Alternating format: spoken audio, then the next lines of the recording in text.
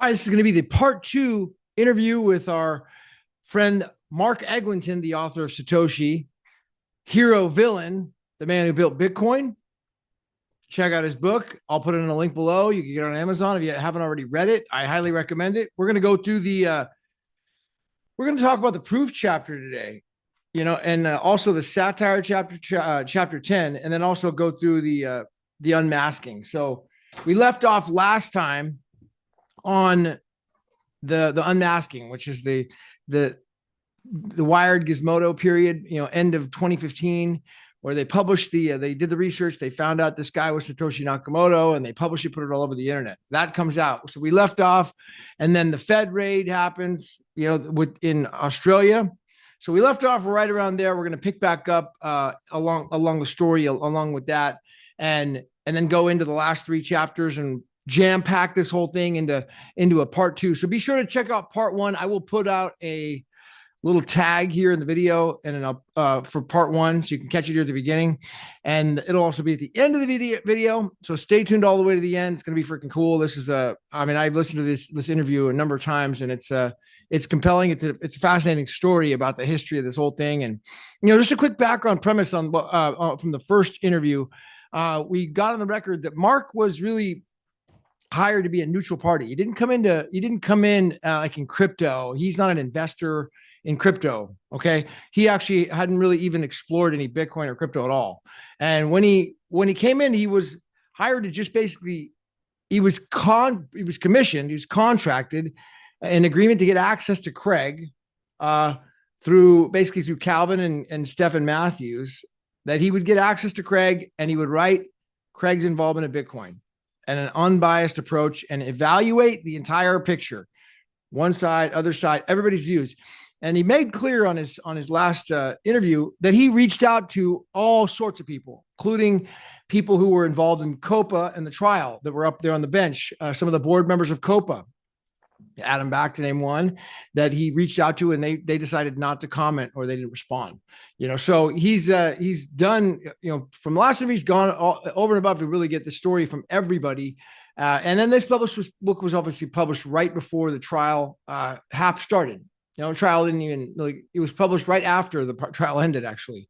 So it's an interesting little. I'll get his feedback on the trial and the appeal as well, and see how that plays out. So yeah, stay to the end. Part two of the Mark Eglinton video. Also, cool stuff about the Metallica. He started with the Metallica James Hetfield bio. That was really cool. We'll talk about the part one. And then also we talked about his McAfee tapes. There's some, the McAfee tapes is going to be made into a movie now.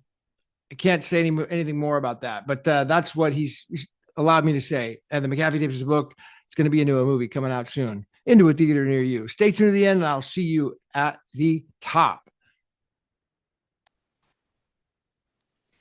All right, part two, author of Hero Villain, Satoshi, the man who built Bitcoin, Mark Eglinton. This is Gavin Gregory coming at you. We're excited to have you, Mark. Good. Welcome back, my friend. We've been waiting to talk. So how you doing? I'm doing well. Thanks for getting me back on, Gavin. Looking forward to it. A lot of exciting stuff happening in the space right now over the last few weeks. There's a lot of traction. It sounds like you've been catching up on a lot of information. But just a quick set of background or premise here on this part two.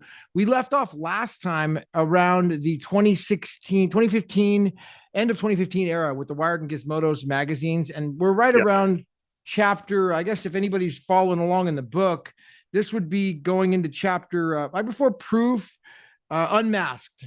Yeah. The unmasked chapter. So the last few chapters in the book. Yeah. Yeah. So before you continue, there's one thing I want to mention that I don't think I mentioned in the last interview. I think it's quite important, especially from my perspective, and it's related to this sort of era when Rob McGregor came into the picture, and this deal was done to get Craig out of Australia, et cetera, et cetera.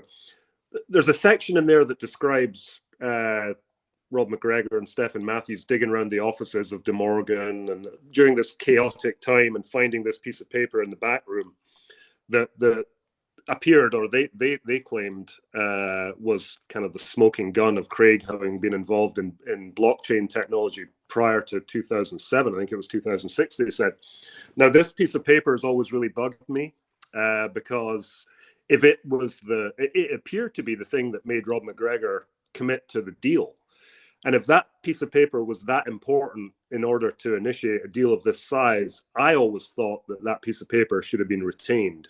And, you know, however you get it back to the UK or whatever you do with it, copied, you know, framed, put in a hermetically sealed case, I don't know, but no one seemed to know where it went. And that always really kind of bugged me. And I asked Stephen Matthews, I asked Craig, you know, whatever happened to this really important piece of paper? Nobody knows. So that was always something that really bugged me during the book. And I don't have the answer to it now. But anyway, that's just something I wanted to get out there because I did explore it in quite a bit of depth and ask anyone who might know, and nobody knows. I know. You do? Okay. Oh, absolutely. Yeah. Okay. Being from the legal, you know, with a lot of like experience in legal and law and how a super highly intelligent, well calculated, you know, attorney operates, knowing a lot of them, you know, McGregor 100%, I would bet my money on it, has it locked away in a safe and he ain't touching it and he ain't talking. I'm sure there'll be a price on that some point in the future at an auction. I'd never considered that, actually. And as I said in the previous call, Rob McGregor who was somebody who was just never available to me for any reason and under any circumstances. And I should say that I respected that position of his. I was never irritated by the fact that I couldn't speak to Rob. I thought it would improve the story. I thought I actually thought his input would be really valuable to this. And I also thought that he might relish the opportunity to talk on the record, but it just never happened. And, you know, totally respected. And that's an interesting theory you have there, and you may well be right. Only one that makes any sense to me. The man who's missing in action, that won't pop up. He's got an extremely valuable document there that could be worth a lot of money. So, yeah, who knows? But I like your thinking. Yeah. Good. All right. So, you know, we have this. We went through the 2015 little the stuff with Bitcoin Bell last time. That was a cool little interaction. People have asked me before we go, really have you exhausted the contacting of JVP Van Perling? Have you totally exhausted that, or is he possibly somebody I could reach? I've tried. As far as I know, JVP was on Twitter with an account that hasn't been active for, I think, a couple of years. I've asked Craig on many occasions, do you have an email for JVP? And I don't believe for a second he doesn't. But it's just never been given to me. And anyone that I've asked, and, you know, there's been 2 or 3 people that have said, you know, can you put me in touch? For the same reasons as I want to speak to anyone. You know, I just think it would add something huge to the story if he was to talk on the record. It's just a dead end. And the same applies to Wen for the same reason. I think she would be another person that would be, her input would be great for this. But in both cases, a dead end. There isn't a lot. I mean, I only ever found, I think, 2 interviews with Joseph on YouTube. I think there's a couple of interviews, both of them fascinating. There's a little bit of material of his own written blog out there. But apart from that, there's really not much on him out there. And that makes it very difficult to try and sort of make contact. It's not like there's an email or anything anywhere. I mean, you could try that Twitter account, and I'll see if I can find it from somebody later. But likely a dead end on that. That's your question. Just complete dead end. Yeah. So, all right. So let's see. It's December 8th, 2015. This is on page 130. And so, I mean, you know, what do you, I really want you to talk. I don't want to interrupt you. I want you to just get into a comfortable flow and just take me through like what's happening here. I mean, I obviously we know the story, but like, go ahead and paint the picture. We're on this day. And I mean, December 2008 is when basically everything comes to a head for Craig. His offices are raided. His personal living area at that time, which is an apartment somewhere in the city, they come after him. The consensus, I think, was that this was Craig fleeing Australia as a result of these actions. my understanding and everything that I've heard from everybody involved, this wasn't the case. This was a coincidental situation, and that Craig was already and had initiated the move to the UK some months prior. That all seems to check out. There was a deal done to relocate Craig to London for this opening of the N-Chain office, where he'd be chief scientist. And then all of a sudden, all of that is upset when this Wired article comes out, and coincidentally on the same day, I think, or the next day, his premises are raided and they find nothing. And I've spoken to Stephen Matthews at length about it, and he's quoted in the book. And I think he was there to be the sort of calming element in all of this, and he was in the office when the I'm not really sure what to call these investigators. Anyway, let's just call them investigators. They were raking through the De Morgan offices, and as far as I understand, Stephen Matthews was fully compliant. We'll give you whatever it is you're looking for. I think they were looking for hardware, etc. at Craig's house. None of that was there. So I think they came up with a kind of a dead end. And I think Craig probably panicked and thought, well, I better get out of here. I've asked him why he did that. And his answer was that he didn't really know why they were chasing him. So he thought he better just go. And then from that point, Craig's out of Australia. Once he's in New Zealand, he's then onto the Philippines, where he's with Stephen Matthews, and from there onto London. And it's that point when the kind of second chapter of Craig Wright begins. The time in Australia is over. As far as I know, he's not been back to Australia since then. Don't know that for sure, but I think that's the case. And then from there, it's the new existence in London and all the plans wherever they initiated, at which point they started to engage the proof operation. And I'm not totally sure what it was. There's a lot of conflicting information. Ian Grigg kind of confused things for me a little bit by saying that he was trying to sort of counter intelligence all of this by trying to diffuse it and take the heat away from Craig.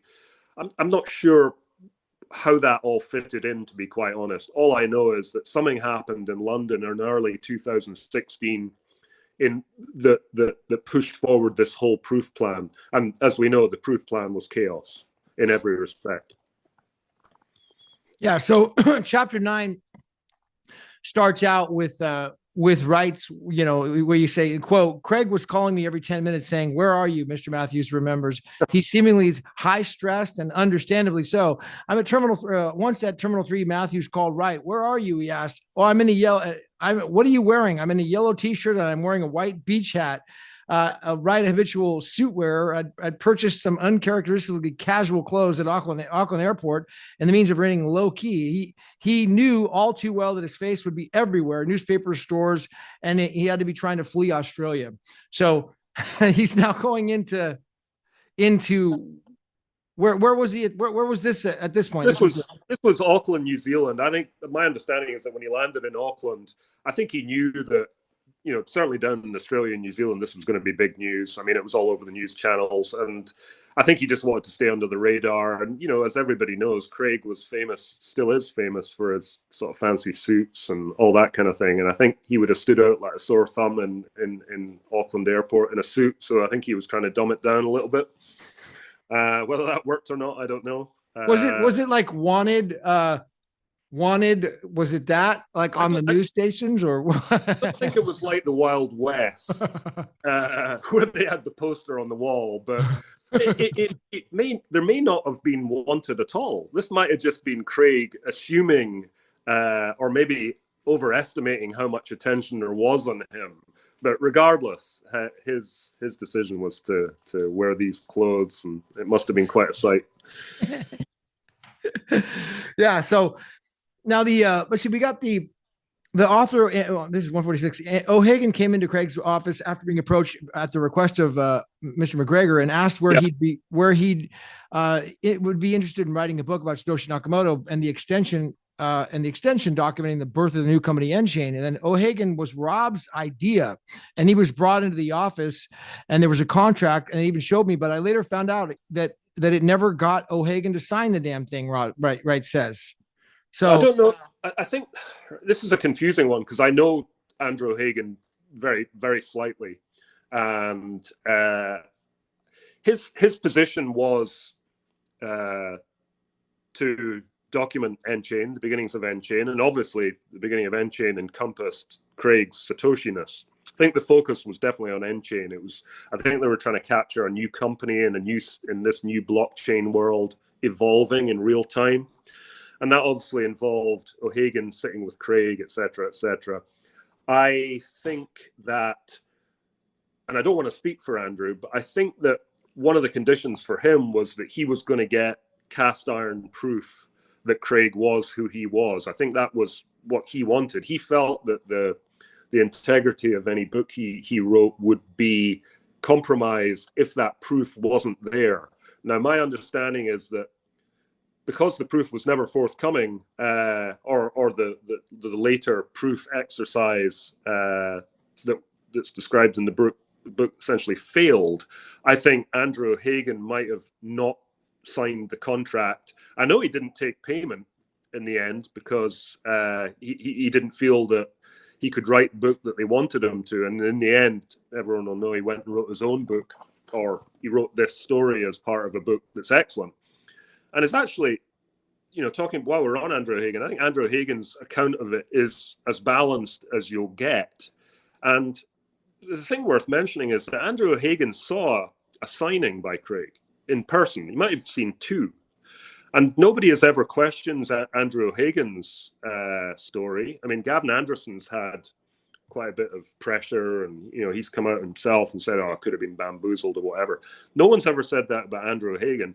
I don't think Andrew Hagen's ever said, what I saw might have been faked or whatever. As far as I know, Andrew Hagen's signing witnessing stands. And the same applies for John Matonis, who I discuss later on as well. As far as I know, his stands too. And I know for a fact that Calvin says he's seen signings as well. So, this is interesting. Yeah, they focus on Gavin, who was involved in the Bitcoin world as an admin, etc. These other guys who had no position in the Bitcoin world haven't been sort of called out at all for having seen fake signings. That interests me, and it makes me wonder why. Anyway, I'm jumping ahead a little bit. But yeah, Andrew Hagen, important part of it. But as far as I know, the relationship fell apart with McGregor because O'Hagan didn't feel he got the cast iron proof that he wanted beyond the signing he saw. The signing confused him. He was like, "Yeah, I've seen something that looks pretty cool, and it seems like it was maybe a signing that you're saying it is." But they then went on to try and do this exercise where they were moving coins, and that didn't happen. And Craig's blog post and all that stuff fell apart. So I think at that point, the relationship between McGregor and O'Hagan fell apart. That's what I think I know. Yeah. So prior to the blog post, or like right before that, now you went in and talked a little bit of the BBC signing. And so it seems like that's like, I don't know. It seems like a little bit of a missing. I don't really. There's that TV. There's a show about it, right? He's on there with the guy, Rory Kelton-Jones. Yeah. So what is there anything you could tell us about the behind the scenes of that you learned? Yeah. Well, I mean, I spoke to Rory. And I mean, listen, he's a BBC journalist that I sort of grew up with. His tech reporting on TV he's been going for 25, 30 years. He's somebody that if you wanted to add a stamp of, authority to a piece, you would get him involved. And that's why they did it. They got him along. And, I think he found Craig very difficult, but who didn't at that point? I think all of the interviews that were done around that time with the GQ magazine, some of those were chaotic. I would have said the one with Rory was one of the more sensible ones. My understanding is that there were other people in the room when, the footage we see on TV, which is really awkward, and Rory's really pushing him for the answer. So you are saying you're Satoshi Nakamoto, are you going to do this? And Craig saying, well, I was part of it. Other people helped me. That was really awkward to watch. My understanding, and I haven't had confirmation as to exactly who, there were other people in the room when this happened. I think one of them might have been Rob McGregor. One might have been Stephen Matthews. I think Andrew Hagen might have witnessed this as well. And I think Craig initially told me that he didn't agree to to appearing on camera, which Rory Cellan-Jones quite rightly just obliterated and said, listen, we're a TV station. Why would we agree to turn up to an interview with somebody, then be told that we couldn't film it? That's just nonsense. So I don't know if that's just Craig being sort of truculent about it and kind of changing the story. But as far as I understood, I mean, it's not like Rory Cellan-Jones asked him difficult questions. He asked him easy questions. I mean, he wasn't putting him on the spot at all. He asked him very simple questions, and these were questions that were meant to appeal to a very, very wide sort of mainstream audience who might have no clue what this was all about. They'd be sitting there thinking, who is this guy? And Rory was just leading viewers through it. This is the guy who claims to have invented Bitcoin, and here he is, and what are you going to do? And what are we going to watch? And Craig was very defensive and actually said, oh, I'll never appear on TV again. I'll never do this and that. He's done it all since. But at the time, it was just this bizarre incident that seemed like Craig sabotaged it in the end, because my understanding, again, is that Rory Cellan-Jones saw some kind of signing, which... And what was happening there behind, like, you could see them and they're like behind a desk or something, and I want to know, like, a computer, like what was going on? I mean, I think Craig is sitting there and Rory's at the side, and I think, Rory's saying, so what are you going to do now? And Craig's typing on a computer as if he's going to, now don't ask me to understand what signing a message looks like, but I think it involves typing something on a keyboard and something coming up somewhere else. And basically Rory was trying to be seen by TV viewers witnessing this signing. And my understanding is that in the background behind them all was another group of people who, albeit they wouldn't be on TV, they'd be seeing it as well, or seeing all this unfolding. And as far as I know, this happened. But then this is where Craig gets into the sort of attitude he had at the time was, okay, well, I did this and it wasn't enough. They wanted more. They wanted, I did one signing, I did two, then they wanted 5, then they wanted a blog post, and then he wanted Bitcoin moved and all that stuff. Now, that may be true, because as far as I know, the initial remit was sign a message. Signed a message on TV to Rory Cellan-Jones. Wasn't relaxing to watch for anyone. It was deeply awkward, but seemed to have done it. And I asked Rory when I interviewed him, I said, what did you think? And he said, well, I thought Craig was weird. And I thought that he was very defensive. And I thought that the whole thing was bizarre. The idea that they wouldn't agree to film it and all that stuff. He said it's just crazy. But basically what I think I saw seems to be what it was. But people now say that it wasn't. I mean, have you watched it? Yeah, it's awkward. It's like, I mean, it's like a guy who doesn't know what he's looking at and a guy who does. And he's like, you got it, right? He's like, okay, I guess so. It's kind of like, yeah, he's not qualified to understand what he's looking at. So there was no aha moment. Oh, wow. Yeah. Well, Andrew Higgins says the same thing. He said, he almost sort of wanted to burst into tears or something when this thing happened, but didn't realize what it was he was actually bursting into tears about or celebrating. It was just, you're right, you've encapsulated there. You're just not qualified to understand what it is that you're witnessing. Does that make what you're witnessing invalid? I don't know. But if you're not qualified, it's hard to say that you definitively saw something. So yeah, who knows with all that stuff. But the bottom line is, and there's lots of bottom lines in this book because, I don't want to delve too much into the details. I wanted to keep it understandable to people and make it have widespread, mainstream appeal, was that all that people need to know was that this didn't work. This BBC thing that was set up, took a lot of effort to set up, and, BBC, a paragon of virtue, or some people think, it didn't work. And it then had to escalate in order to prove, or to try to prove, that Craig was who he was. That's the bottom line. Yeah. So the next move was now let's do a blog. Let's write a blog about it. And then, wasn't that the next move? Well, it was, and there was also the outing that they had. The BBC was part of it. Then there was other press brought into to talk to Craig, and there was a big article in GQ. and he had a sort of verbal fallout with a I think you call him a scientist who was introduced by GQ. They got literally screaming at each other. That all didn't work.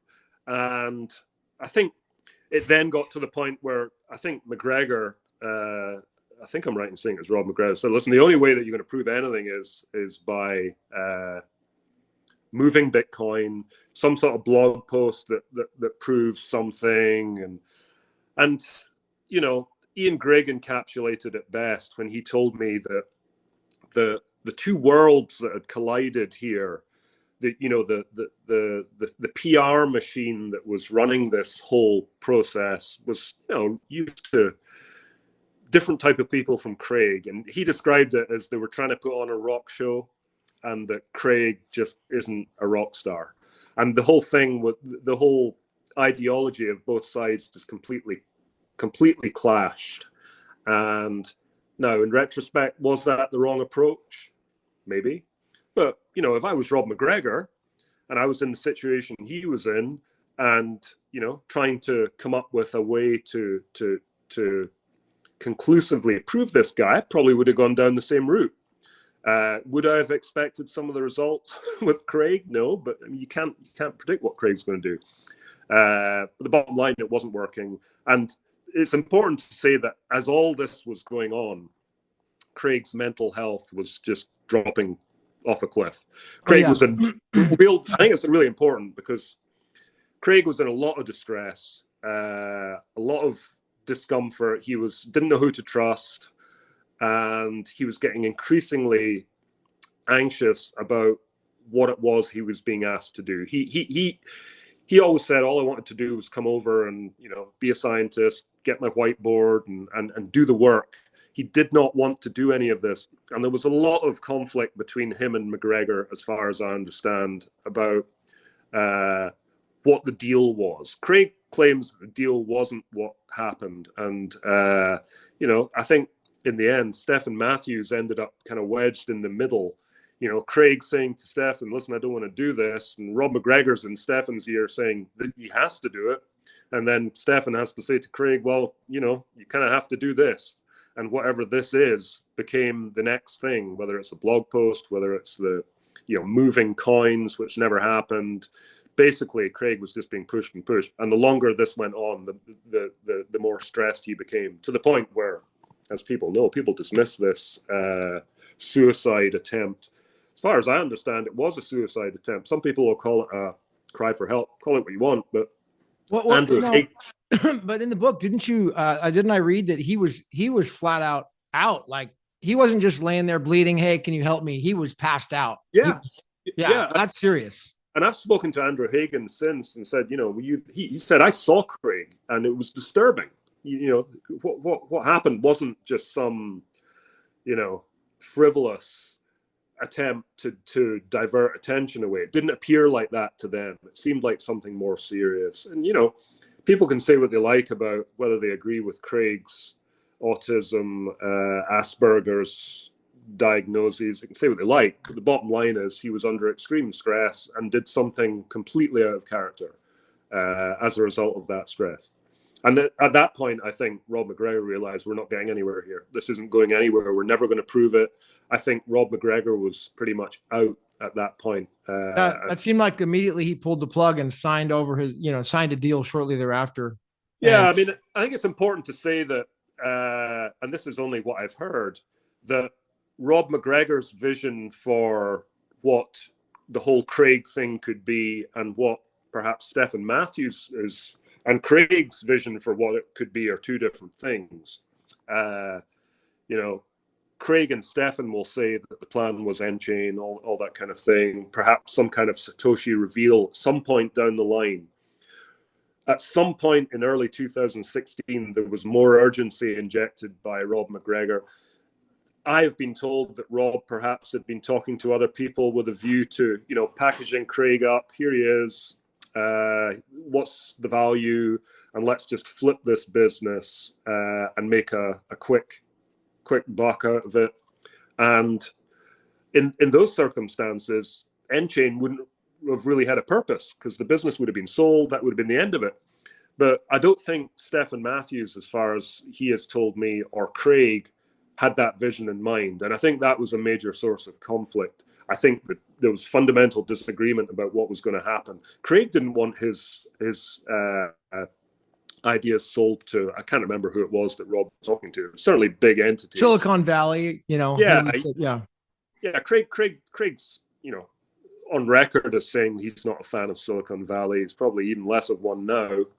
And obviously that would not be where he'd want things going. So there was so much disagreement and so many cross purposes at this point. It's no surprise to me that it went the way it did. Yeah, it seems like and the blog, just really quick, I'm curious about the blog post. Did I read that the blog post was actually, well, Craig, did he claim that he didn't write it? Because the blog post was so screwed up, apparently, that it was so bad that a kid or definitely an uneducated person was involved. Apparently, it was like totally improper. That's the way I kind of had it described. Is that how did it work? Well, apparently that's what Craig had said. I mean, I don't really know what the purpose of the blog was. I think the blog was meant to be a kind of clever sort of, I don't know what it was. Well, it was supposed to show the, a signing, apparently. Yeah, it was. It was supposed to do that. And it was meant to do it using the Jean-Paul Sartre thing and all that kind of stuff. Now, Craig tells me that he was in Paris or something, or coming back from Paris on the Eurostar the morning that blog went up. And I don't know if he's told me directly. He might have told me directly. He claims that he didn't put it up and that someone else did. Now, whether that was Rob McGregor, whether it was somebody else in whatever company, I had no idea. Now, that's quite a common theme from Craig. I didn't write it, someone else did. I don't know. Either way, didn't matter. Whoever wrote it, it failed and was, trashed very quickly by the cryptography community. And at that point, I think the game was up for Craig. As soon as that went up there and it failed, he didn't deliver what he was meant to do. I think that was, that was the end of it. Or so you would think, because even after all of that, even after Rob McGregor, left the thing, said basically, I'm sure he thought Craig kind of screwed him over. Even after all of that, nChain just kept trucking on. And I've never totally understood how that happened, but somehow they did. They got out of 2016 and on towards the BCH and BSV forks and all of that kind of thing. That seemed to be, for any other business, that would have been like the end. The blog fails. Craig didn't move coins. It's the end, but it wasn't the end. They seemed to kind of keep going. So just a bizarre time. For sure. So now you're under the chapter satire. There's a part here that says, page 167, prior to the BBC returning for this contested on-camera interview, Wednesday, April 26th, Wright conducted an interview on that Tuesday afternoon with Ludwig Siegel of The Economist. Again, Wright signed a message using Block 9 and had the private key verified. Yep. What do you know about that? I don't know anything beyond that, but that's what I'm saying about people focusing on Gavin having seen a signing in the hotel that's described in the book in Covent Garden, could have been bamboozled, and was the laptop new and all that stuff, and was he tired because he'd been in a flight all night? Yeah, maybe he was, but all these other people saw these as well. I'd forgotten about this guy from The Economist. He saw a signing that he presumably left the room thinking, yeah, I saw what I thought I saw. And again, along with the other people. So it interests me that Gavin is the only one who comes under scrutiny. And, I don't know how the signings that each of them saw differed. I don't know if they saw different things. As far as I know, basically, if you sign from Block 9, you're just signing from Block 9. And Block 9, for anyone that doesn't know, is one of the Satoshi blocks. That's as much as I know about it. But the Economist signing seemed to be fine, and I don't think anyone's said anything about it since. I don't think Mr. Siegel's come out and said, actually, what I saw was no good. So, yeah, it seems to be pretty much as it was. Yeah. Yeah, so it's now McGregor signed out. It looks like a satire. So McGregor, after the attempt, there was blood everywhere. This is a serious bleeding episode. I mean, this is not just a little bleeding. Apparently, No. this is like a lot of blood, enough to pass out. Right. So he's suicide attempt, and then McGregor bolts, like you meant we talked about. So he's like, I'm gonna, yeah. And then there's the regroup. Now you talked to Kurt as well. Kurt, looks like you got some information on Kurt, and Kurt commented on Gregory Maxwell here. What did you learn about that? No, Gregory Maxwell's a fascinating guy. As far as my understanding of Greg is super intelligent.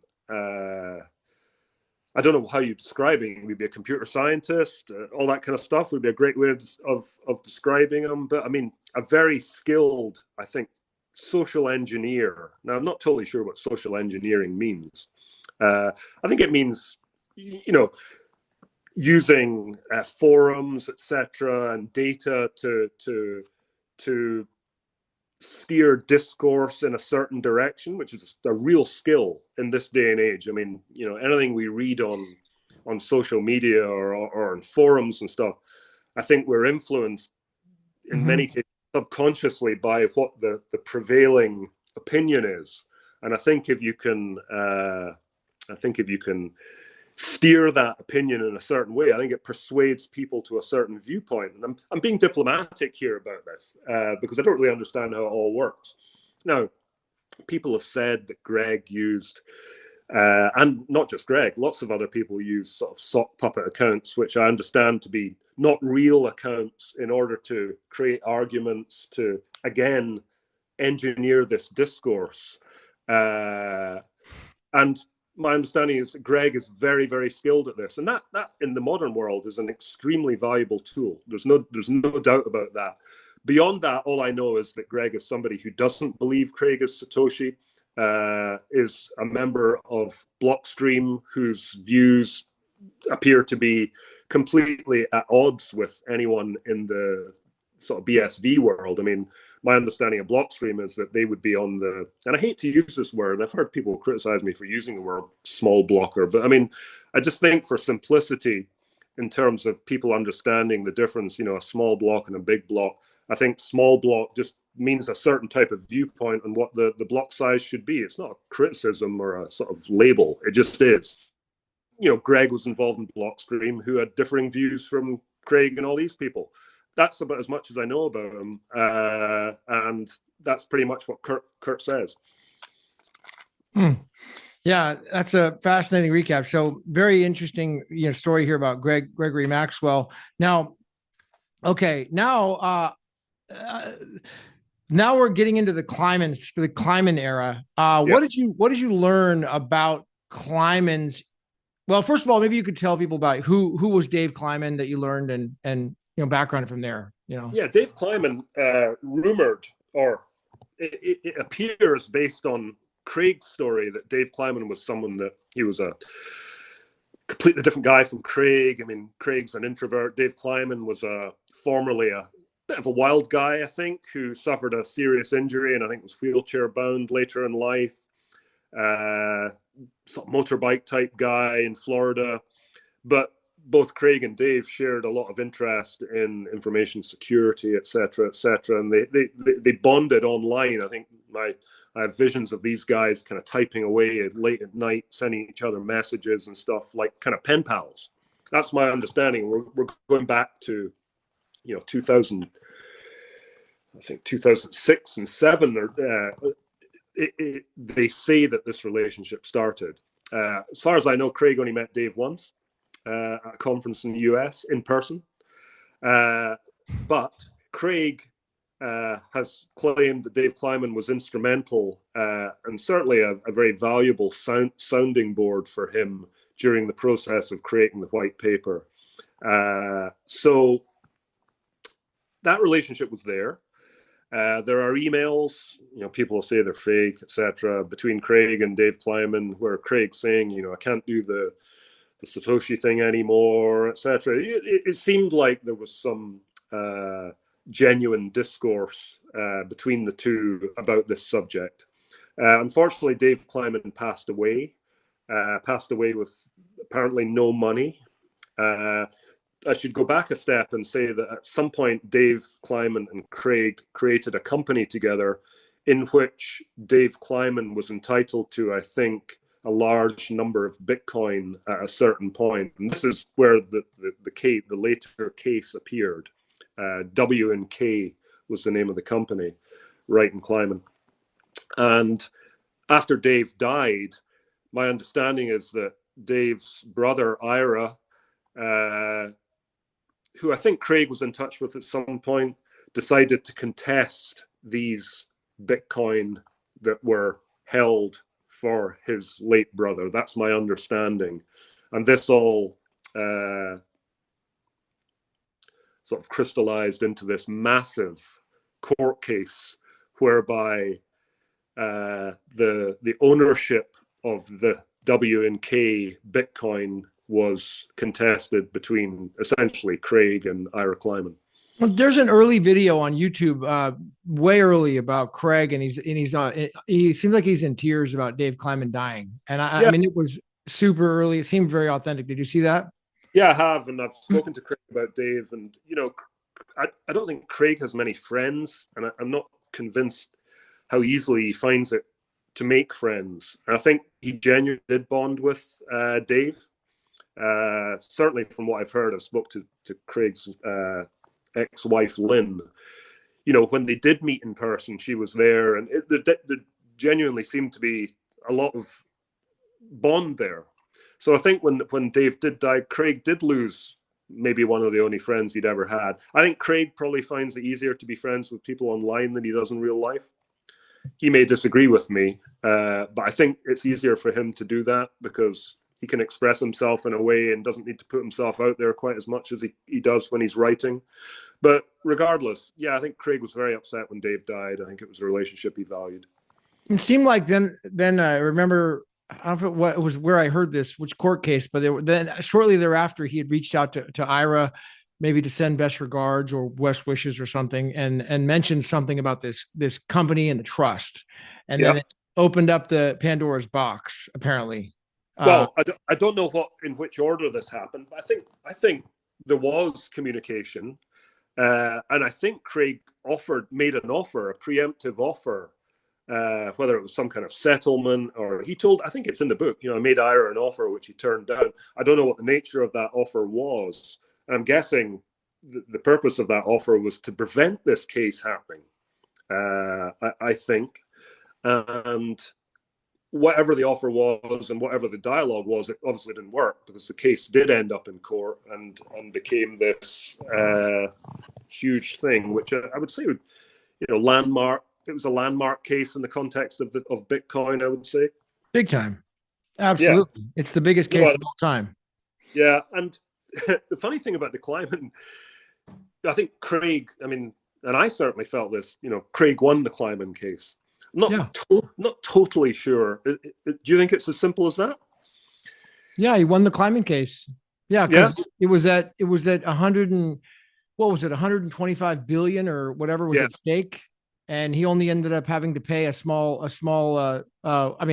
fraction of that, less than 1% or something or whatever, a small percentage. Yeah, I think what people don't understand, the Kleiman case wasn't an identity case per se. It was more about the ownership of the company and who was entitled to it. But by default, I think you could argue that some people have said, well, the Kleiman case wouldn't have existed had Craig not been Satoshi. Some people say, that wouldn't have. In a legal sense, what's happened here, which is overlooked, is the parties stipulated to the outset that Craig was Satoshi. It's already, so it's not an issue. Beginning. It's not an issue. That's not even an issue in the case. It's already plaintiff defendant. That's already agreed on. Now, where's my money? Okay. That was basically the court in COPA and other people have made a big deal about it. It's like, that's already agreed on by the parties. Yeah. The court never had to decide on it. Yeah, no, I understand. Beyond that, the Kleiman case, I think what it did serve to do was to bring out into the open some witnesses, etc., and some testimony that was quite valuable. I don't think, I mean, to counter that, I think Craig got himself in a few messes in Kleiman with conflicting stories, which seems to be the theme. But I think overall, you look at the witness testimony and say there was some pretty valuable stuff in there. I mean, Craig's relatives, an ex-employee of Craig's, Jamie Wilson, I think helped Craig with some of the stuff, and certainly reinforced the belief that Craig was a victim of some subterfuge from past employees, etc., who were maybe a bit miffed about him appearing to have made money and all that kind of stuff. I think on balance, I think the witness statements probably helped Craig more than they didn't. Whether Craig's own testimony in Kleiman was particularly helpful in the context of what would happen later, I don't know. I think the COPA trial seems to have highlighted some discrepancies between the two, but based on what you're saying, I think you're right in saying that for what it was a win for Craig. Yeah. Now, some of the conflicting testimony that you're referring to, in your review of the cases and all the facts and meeting Craig, is he? Do you think that he is a liar and has the ability to just lie and make up stuff like that? Or is there any remote possibility that he could say, to make up a story and all this to what did, in your experience? I never got the impression Craig was lying to me. Dealt with a few people in my writing career where you're asking for stories. It's usually reasonable. I mean, and day-to-day life, it's usually reasonably obvious when you can see the kind of gears in their mind going around when they're trying to invent something. I never really got that impression with Craig. Craig was always, I always put him on the spot on things. I asked him a question, why is this? I tried to give him no exit. And he was fast onto the response. And this wasn't somebody who was didn't seem to be missing a beat at all, ever. So if you're asking me if I ever felt he was lying to me, I didn't. Now, some people will say, well, he's a really good liar and you're an idiot because you didn't see it. But I like to think I'm reasonably capable. And no, I never felt that. Now, do I think that he could make stuff up in court? I have no idea. That's a question for him. All I know is that I think it'd be quite difficult to get every single detail right in every instance of interrogation. I don't remember what I did last week, far less 16 years ago. I don't know who does. Yeah.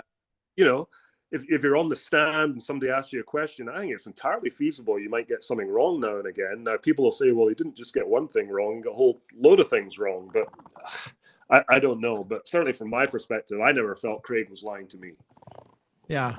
Fascinating. Yeah. It seems like the court found that I don't know how many lies. It was this unbelievable number of lies and forgeries that was there. But apparently, he's also testified that in his defense that he can't even remember that person's name he just met 5 minutes ago. How's he supposed to remember, all this other stuff? His capacity is like specialized in certain areas. It's not. That is something I noticed because, I was asking him, throughout the process of talking to him for certain people's names and email addresses of people who I would have thought would have been like on speed dial. And he just didn't remember.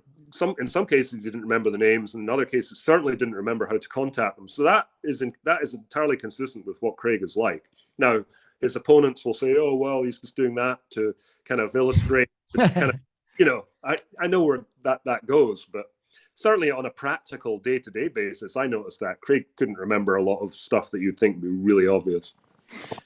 So there's a super important part to the future about where this is going in chapter 12 with the fight back part. And, this is something that I wanted to find out if you can explain to the viewers in layman's terms about what happened with this Genesis upgrade. And that you talked about here. You have a quote 201. The Genesis upgrade restored the original Bitcoin protocol as closely as possible to the Satoshi's original design, locking it down to create stability for the developers and entrepreneurs to build upon. Unbounded scaling returned, as did the original Bitcoin script languages that allow developers to build on-chain applications easier. 201. Right. Very simply, and in the layest of layperson's terms, the Craig side of the argument claim that Bitcoin developers changed Satoshi's original vision to suit different aims and objectives. Whether that involves I don't know what changing code actually involves. Don't know how you do that, but basically it was moving away from what was originally intended for the Satoshi vision. And my understanding was that Craig's side of things with this Genesis upgrade were going backwards, undoing whatever changes had been made and returning to what was essentially spelled out in the white paper. And if you talk to anyone who's a Craig devotee, they will say that what was in the white paper was a vision for cheap transactions, peer-to-peer, third world to civilized world, not a what's the word I'm looking for? It's not a currency to hold and to speculate on and to increase in value. That wasn't the intention. It was basically a plumbing system to facilitate payments and for the storage of data on the blockchain. And this fight back, as I described there, was basically this attempt by the Craig side of the argument to restore this to the vision spelled out in the white paper, assuming that Craig is the person that wrote it. That simple enough? Yeah, that's really simple enough. So obviously, it goes without saying that the people whose script is being undone and reversed not going to like that, because obviously they've done these changes for a reason, and it's for a purpose that they believe in, and they wouldn't want that to be changed. That would, I'm trying to spell out why there's conflict here, and there is a lot of conflict between what the different sides want. Obviously, they wouldn't want that to happen, so that created this position of conflict. Yeah, which seems to be extremely intense, extremely vicious. It seems to be much more. I mean, because it's money involved. I'm not sure why it's so intense. Because, I went down to a sporting event here. The Giants and the A's in the Bay Area are leaving the baseball team there for the last time, and there was a game with the Giants and A's this last weekend. And while the fans, they did yell at each other, it was friendly. It was friendly. It was in loving way. It was in loving. It wasn't like, death blows. Yeah. It's not about this as well, because I haven't invested in this stuff, but I guess, I'd look at it more like a religious disagreement than a baseball one. And, we all know that there are religious disagreements all around the world that do result in violence and pretty nasty stuff. I think you hit the nail on the head. When there's money involved, listen, if you're sitting with an asset that's worth, $1,000, and all of a sudden somebody comes along and says, well, I'm going to change this so that your asset's now worth $1, you're going to get pretty wound up about that, as anyone would. If I had money in the bank that was just regular cash, let's say I had $1,000 in the bank, and the bank all of a sudden says, oh, we're changing our system now, unfortunately, and that $1,000 you have is now worth $5. I'd be banging on the bank's door saying, sorry, this is my $1,000.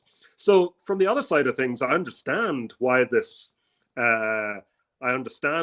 someone would be upset that, the rules are being changed. But at the same time, if the original Satoshi vision was not for speculative investment and was only for peer-to-peer small transactions, well, that's what it was for.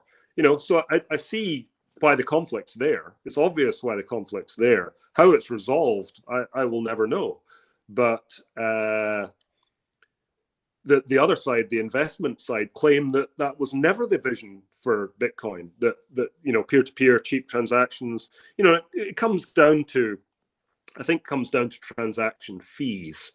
I think let's call it BSV at this point. the original Satoshi vision. What I hear is that if that was to work and basically could transact for almost no transaction fees, there are a lot of businesses out there whose business model is threatened by that. Credit cards, etc., PayPal, who charge fees. I understand their position as well. All of a sudden, you were the only game in town whereby people who could transact, and all of a sudden there's a new game that charges a 50th of what you are. I understand why you would be upset about it. It makes total sense. It's all down to money. Yeah, agree with me.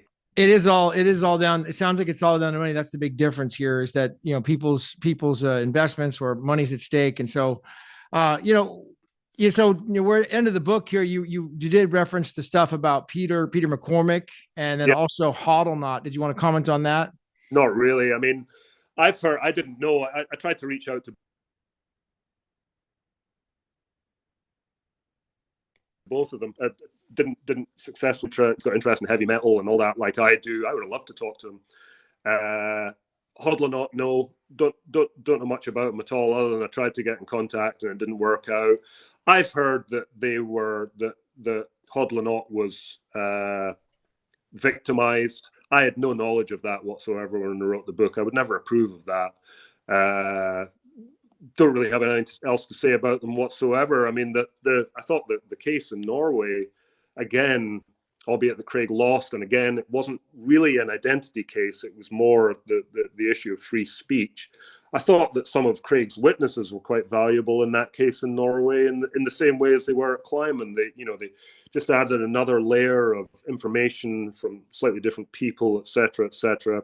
And I think there was a little bit of that in the McCormick trial as well, which was a similar trial, not really an identity case again, more about defamation and stuff, which is a different thing.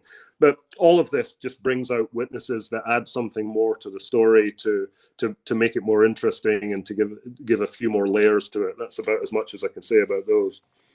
So it looks like you terminated your findings. What was it, around early 2003 or early 2023, or when did you? Yeah, I mean, all of this is down to the kind of glacial pace of the publishing industry. I mean, it's been said, oh, this book was written when the trial happened and stuff. It just didn't happen like that. This was something that was long before then. The content was locked in actually before all the upheaval at Enchain.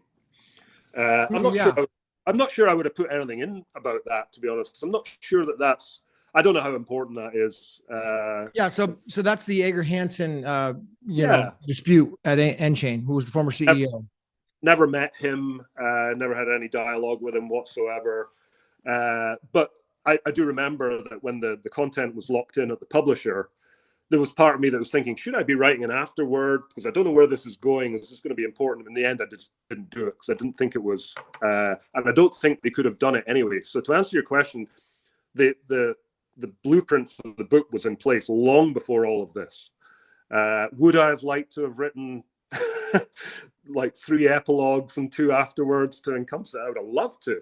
But, the way that book publishing is, things are really far out from their publication date. And as this was dragging on, I was thinking, I really would not like this to come out in May of 2024 or something like that. I really wouldn't, it might not be good timing. But when I saw this was going to happen, there's nothing I could do about it. It's just like, okay, this is going to come out. We'll see where we are then. It's just one of those. You're like the worst timing ever, I'll be honest, Mark. Oh, well, it's just nothing you can do about it. You just have to have a smile and say, well, okay. Yeah. It does take, from the point where you've got a manuscript that's edited and ready to go, it's certainly 9 to 12 months before it hits shelves in many cases. That's just the way it is.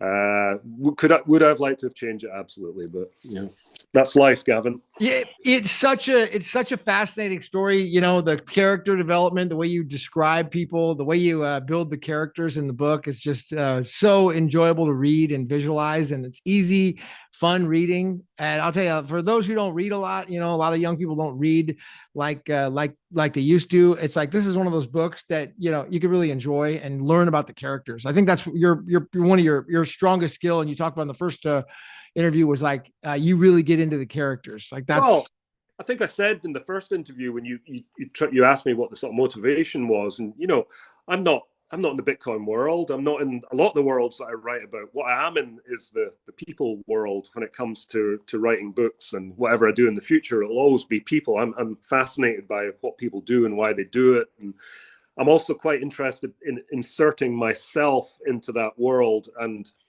trying to present to the reader what it's like to be in a room with, I don't know, Calvin Ayre or Craig Wright or whatever it is. I like to let people live this story vicariously through me if possible. And, I think most of the feedback I've had about this book, and it's mostly been good, actually. I'll even from people who aren't on this side of the debate, they liked hearing about what it was like in the room with certain people. And if I've achieved that in a way that makes this story sort of reasonably understandable, I'm pretty happy about it. You have, Mark. I'm going to cut it there. So thank you very much. I will see you. I'll see you at the top. Okay, stay on just a minute, and we'll wrap it there.